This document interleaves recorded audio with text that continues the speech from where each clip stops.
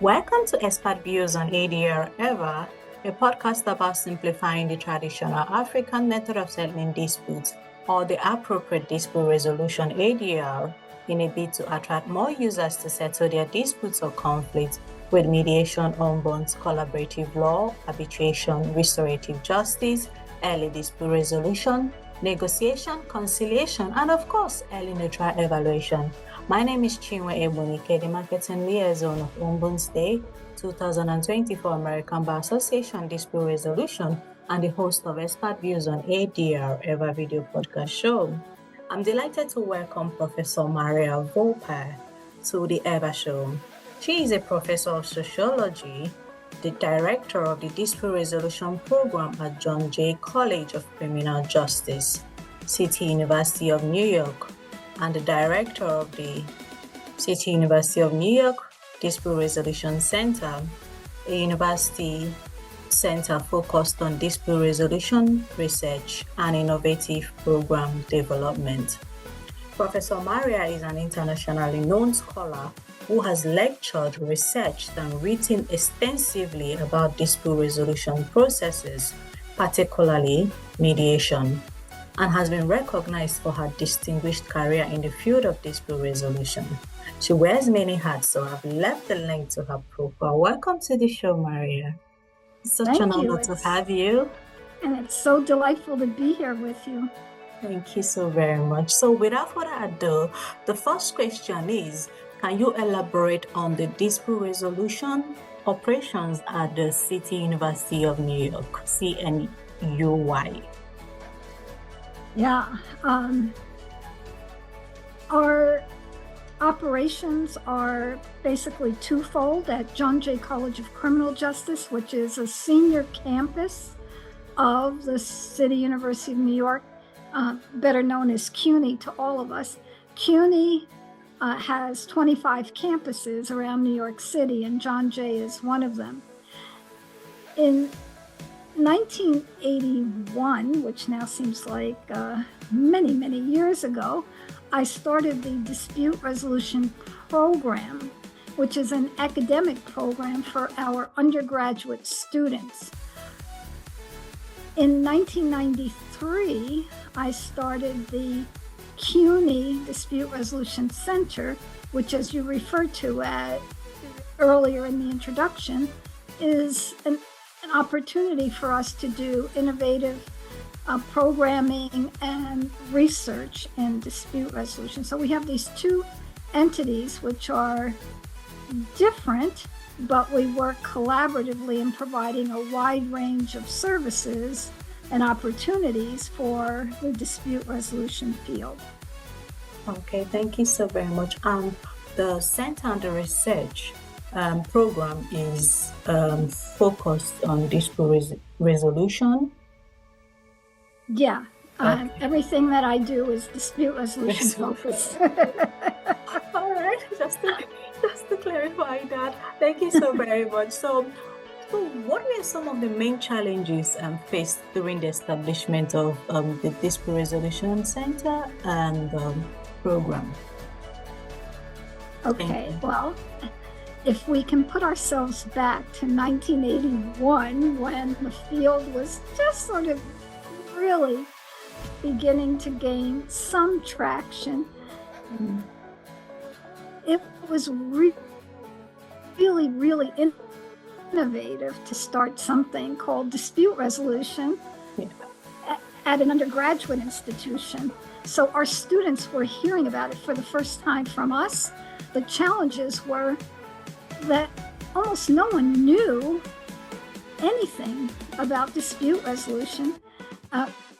We still kid about what mediation is, but back then it really was an unknown word. It was not a household word. It's growing in popularity now, but mediation was confused with meditation and medication, and we had students who we were attracting to this dispute resolution world.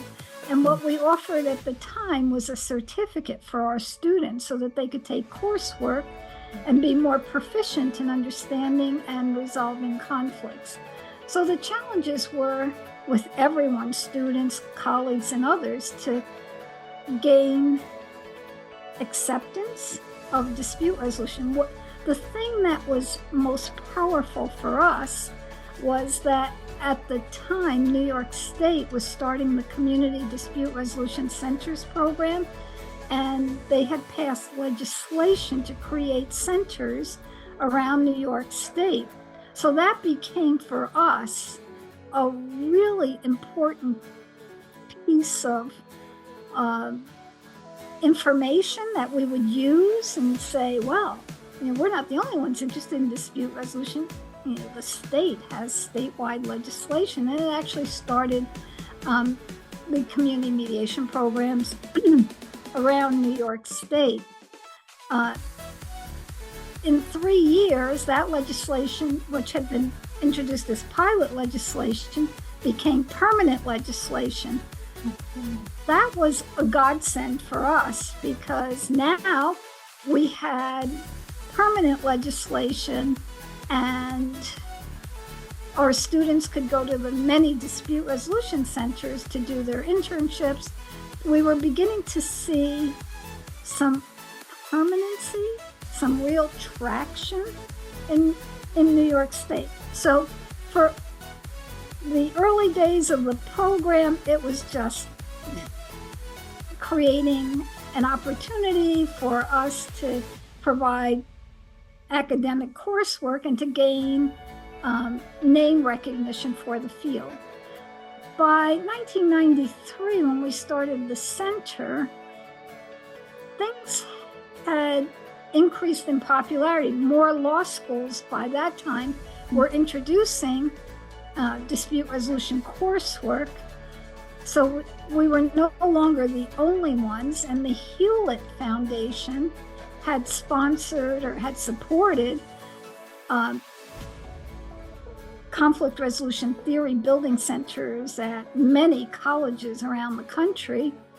And so when we got funded in 93, we were one of the last ones to get funded. They had started funding at Harvard the program on negotiation in 1984. We now had a lot of colleagues in the field. So the biggest challenge was trying to create an umbrella organization for this massive university that I referred to. So we called it the CUNY Dispute Resolution Center at the insistence of the Hewlett Foundation, that we provide an opportunity for an umbrella organization within the university, and that we would do innovative programming and research. So we get grants through the CUNY Dispute Resolution Center to do a lot of that work. Thank you so very much. I can imagine how challenging it was back in 1981 and for undergraduate students as well, not even masters or law students, but undergraduate. Oh my goodness. And I might note that we continue that program till today. So, wow. And sometimes I feel like it's 1981 because we're introducing it again to undergraduates for the first time. Yeah. And they're wondering what it is, what value is it to us. The exciting part is every so often we get students who were peer or middle school or high school, and they come looking for dispute resolution, and that is really exciting. Yeah. So thank you so very much. So can I ask, is dispute resolution compulsory in No, it should be. Do you know how many conversations we have had about that? It should be mandatory. It should be. Our students tell us that it helps them in their day-to-day world, in their professional world. Many of them would like to go on to do dispute resolution work as a career, but as you know, the opportunities are still limited for full-time compensated work. It's hard for those who have advanced degrees, so you can imagine how challenging it is for those who are undergraduates. Many of them do go on to graduate school and law school, and a few have, in fact, continued doing ADR-related work. But it is a challenge. What they do use it for is in whatever job they're in. You and I know that the individuals have all kinds of challenges, differences, incompatibilities, misunderstandings, and the students are so much better equipped to deal with the day-to-day world of dealing with our differences than their colleagues, and they report that all the time. Oh, thank you so very much, Prof. So I wanted you to clarify on the role of the center and how can it benefit not only the New York community, but the public beyond New York? Well, when 9/11 happened, and New Yorkers, conflict resolvers in New York, were really eager to talk about what their responses would be to, or could be, to the horrific tragedy at the World Trade Center. I called a meeting of conflict resolvers, and those who were in New York came together, and as we talked, we thought, oh, well, we should meet again to keep talking about what it is that we can do. And one of the other things that we talked about the very first meeting was how we could create an electronic communication system. So I created a listserv. On the meeting side, we kept meeting, based on our calendars every couple of weeks. After it was probably 6 months or so, we decided we would meet on the first Thursday of the month. Our listserv kept growing. No longer were we just New York focused, but our colleagues from all over joined. So these two entities, what we now call the monthly Roundtable Breakfast and the NYC-DR listserv, really are outward looking. When up until March 2020, this monthly roundtable met in person at John Jay College, which is in Midtown Manhattan. And it was often a destination for people who were visiting New York. Conflict resolvers often, arranged their trips to New York around being able to come to the breakfast. And we had the benefit of many speakers who came from around the world. Since April 2020, since the pandemic, we have been meeting online. So our audience is now global every month, every first Thursday of the month. We are able to get speakers from all over the world, and our participants are from all over the world. And our listserv grew from this group of people who wanted to talk about how they could respond to the attacks on the World Trade Center to now we currently have over 4,000 subscribers in over 25 countries, and probably one of the most robust listservs, not only in the country, but probably around the world, since we have so many participants who join us on a regular basis from all over. Oh, thank you so very much, and well done for the job you've done so far, especially bringing people all over the world, not only in New York, to start this conversation centered, focused on dispute resolution and conflict resolution. That's really commendable. Well done, Prof. So I wanted to ask about the process for one or for students to become, for becoming a student at the John Jay College. So our students go through a regular application process just like any other student. The beauty of our program is that they can combine the dispute resolution coursework, and they can either do a minor or a certificate in dispute resolution in combination with any other major that they're pursuing.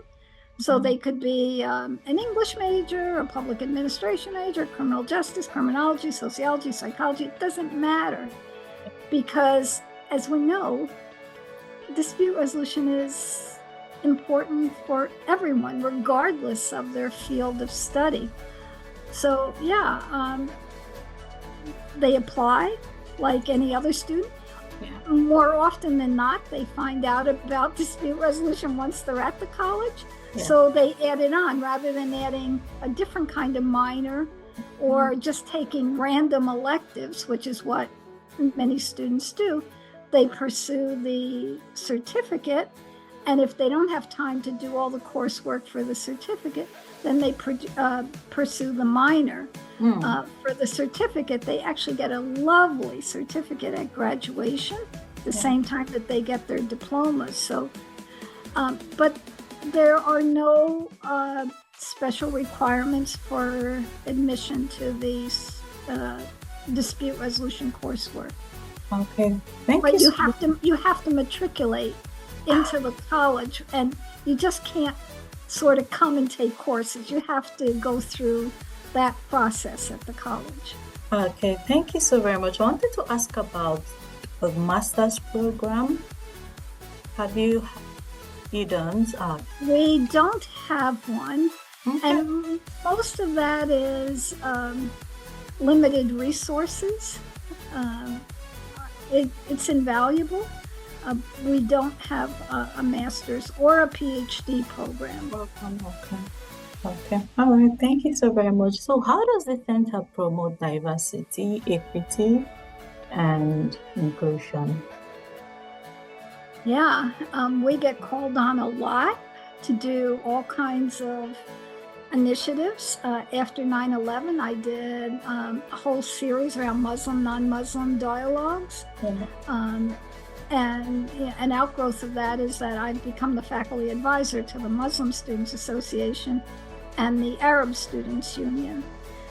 We have done dialogues between Blacks and Jews, cops and kids, police and seniors. We've done dialogues between different Asian populations. There's no limit to the kind of requests that we get to work with different groups. I also, in 1989, helped start the college's town meeting, which is a structured forum. We meet every month, and we've been doing this for the last 35 years now, which is amazing, right? Yeah. But in the dispute field, we're often thinking about how do we create structures that make us relevant or part of an institution. And the town meetings are that for us. Everyone knows that once a month you can come and participate in a college-wide conversation, basically. And each person gets 2 minutes to share their concerns. They get to vent. The college's leadership is always there to answer questions, to help provide information, to direct students to other resources. And it's not just for students, it's for everyone, faculty, staff, and students. So, I mean, when we talk about creating forums for diversity, this is an amazing opportunity to foster intergroup relations, because everyone, regardless of who they are, their stature, their backgrounds, their lived experiences, gets the 2 minutes. And everyone knows that, and everyone is very respectful of these 2 minutes. Even though many are very emotional or could be passionate about their issue, they know that they have the 2 minutes and no one's going to cut them off. And when we talk about diversity, equity, and inclusion, I mean, what we're looking for is respectful forums for everyone. And they come in many different styles. So the dialogues are smaller, more intimate. but the town meetings could be large, and still people feel comfortable coming because they know that it's a fair forum.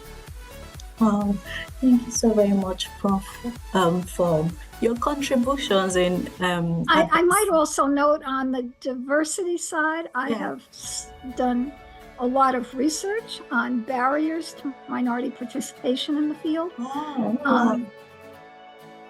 Goes way back, and on the roots of diversity in the field. Marvin Johnson and I have done a considerable amount of writing about diversity. So on the research side, most of it is around understanding barriers and ways to deal with the diversity in the field. I've also done research on the role of Islam in the Kurdish-Turkish political situation and understanding the identity, and that was in Turkey, but we've also done research here on the Kurdish identity. And for those who are in living in Nashville, Tennessee. It's my work in diversity is very broad. Thank you so very much, Prof. You've done amazing work already in the field of dispute resolution from 1981 to date, and you're still going. Honestly, you're one to be emulated in this field. Thank you so very much, and for your contributions in advancing the field of dispute resolution. And I think I've got one more question. So what would you say is the most significant achievement of the center? Well, I think that serving as a hub for those who need information about dispute resolution, we are there. It's not uncommon for the listserv to provide information on a daily basis, whether it's about events, jobs, issues of concern.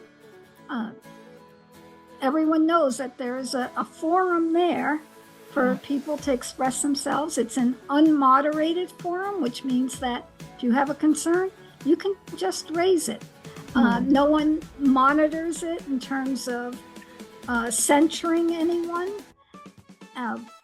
We trust that people who are sharing their views. They are not the views of the City University of New York. I think our other contribution is the monthly roundtable, that every month people can come together.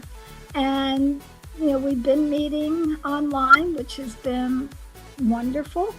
It's convenient, it's free. Our breakfasts have always been free. So you talk about diversity and equity. I've insisted since the first, round table that there be no barriers there. And we've always provided bagels and coffee for free. We are going to hold an in-person round table in October for the first time since April 2020, and it'll be amazing to see everyone in person again, to experience the way we were, hopefully the way we can be in the future. But it'll be our one-time attempt to try an in-person event again. But I think that the center provides an opportunity for people to communicate with each other, whether it's online, in person. So many people have met each other. We have disseminated information. We've published little anthologies on Muslim identity for Muslim students around the university. We had a public awareness project where we created 24 bookmarks. Each one has a tip on how to make talk work. These were funded by the JAMS Foundation. JAMS also supported us for doing an international video competition. Oh, wow. So, yeah, I mean, the CUNY DRC is our innovative programming arm where we get grants. Most recently, we got a series of grants from the AAA NYC-DR Foundation to do work around mental health and dispute resolution, and created a ton of resources for people to access for free online. So, yeah, that's a snippet of the kind of stuff that we do.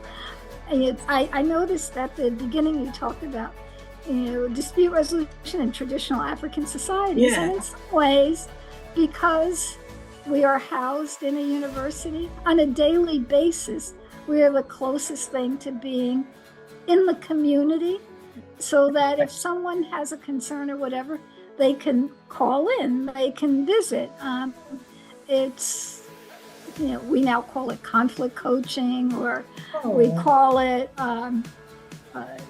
just providing, people some assistance with, dealing with situations more strategically. In the field, we like to talk about mediation and assembling people in a formal process, but when you're in the community, you're doing this on a daily basis in the hallways and at meetings and elsewhere. So it's not all that common to actually convene formal mediations, although we do that as well. One of the things that we do provide is mediation type services around the university. And a lot of those situations tend to be intractable conflicts, so they take a long time to deal with. Thank you so very much, Prof. I don't even want this to end, our conversation to end, but I mean, we have to go. Thank you so very much once again. Thank you. This has been such a pleasure talking to you. Oh, same here. I've learned so much, and I'm so looking forward to other people listening to this conversation. And I know that from all you have stated here, advantages and benefits and achievements of the center program, that they would, particularly the students, would want to take dispute resolution courses at your university. And of course, ADR practitioners would want to attend the roundtable discussions, and of course be added onto the list as well. So thank you so very much for your insights, perspective, and the learning you shared. And do you put contact information up so that yes, people can write to me particularly for the listserv? Yes, that's probably the easiest way for them to join the listserv. Just add my email address and email address. Okay. I'll put in your email address and also your LinkedIn. I usually put LinkedIn. What's it called again? Web URL. On the YouTube description and of the podcast description as well. So I'm going to add your email address as well to that. Oh, thank you so very much for coming on the show. I'm so grateful. Bye. Take care. Bye-bye now. Bye.